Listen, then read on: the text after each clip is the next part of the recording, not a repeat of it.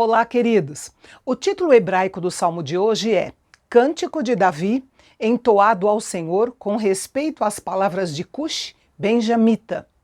O contexto desse salmo não é muito fácil de identificar com um evento específico registrado nos livros históricos do Antigo Testamento.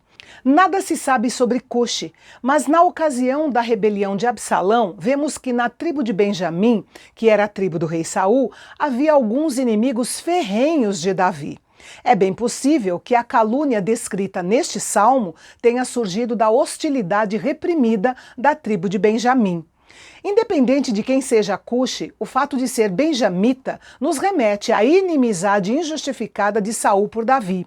Seja Cush quem for, ele estava alinhado com a desmoralização e a perseguição de Davi com base em interesses pessoais.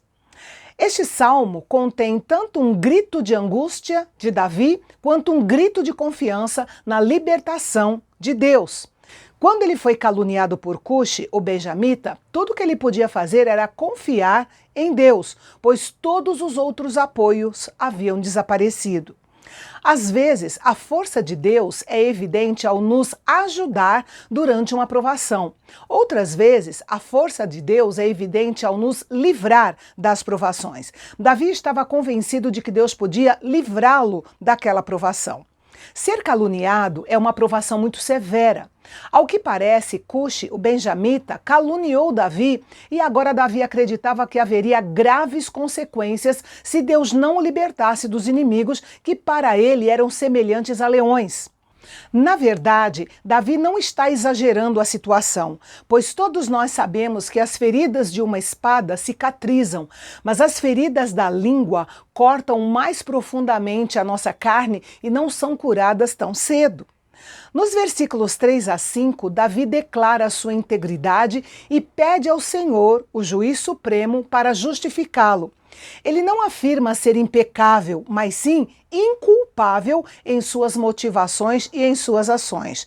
Davi estava tão confiante em sua justiça e na sua inocência que estava disposto a aceitar a disciplina de Deus. Se alguém provasse sua culpa, ele estava disposto a ter a própria honra arrastada no pó. Davi então apela para a intervenção justa de Deus na sua causa, uma justiça no nível terreno entre ele e o seu falso acusador. Ele sabia que o Deus Todo-Poderoso pode provar as mentes e os corações e queria ver a perversidade dos seus inimigos revelada e detida.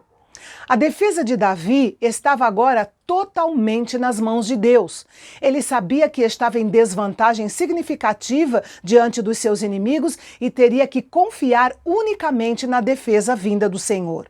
É importante ressaltar que o pecado é um crime que viola a boa e santa lei de Deus.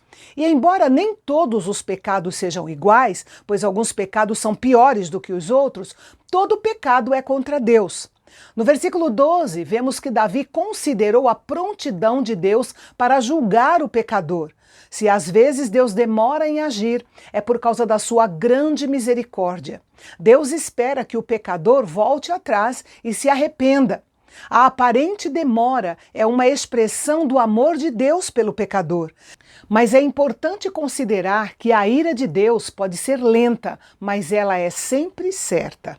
Davi afirma que um coração perverso se manifestará em ações perversas. E essas ações perversas podem ter aparência de respeito e dignidade, mas ainda assim estarão cheias de iniquidade, como foi o caso dos fariseus dos dias de Jesus. Isso acontece porque a fonte do pecado está dentro do pecador. O pecador concebe e dá à luz ao pecado como uma mãe dá à luz filhos. É de dentro para fora. O versículo 15 mostra que muitas vezes Deus traz sobre os ímpios a mesma calamidade que eles planejaram para os justos. Isso porque Deus é justo, o caminho da maldade não pode prosperar. O ímpio cria sua própria destruição. A cova cavada é o túmulo do homem que a cavou. Foi assim com Amã, o inimigo de Mordecai e dos judeus, e os inimigos de Daniel. Davi encerra o salmo exaltando ao Senhor, não pelo fato de os pecadores terem sido julgados, mas porque a justiça de Deus foi engrandecida.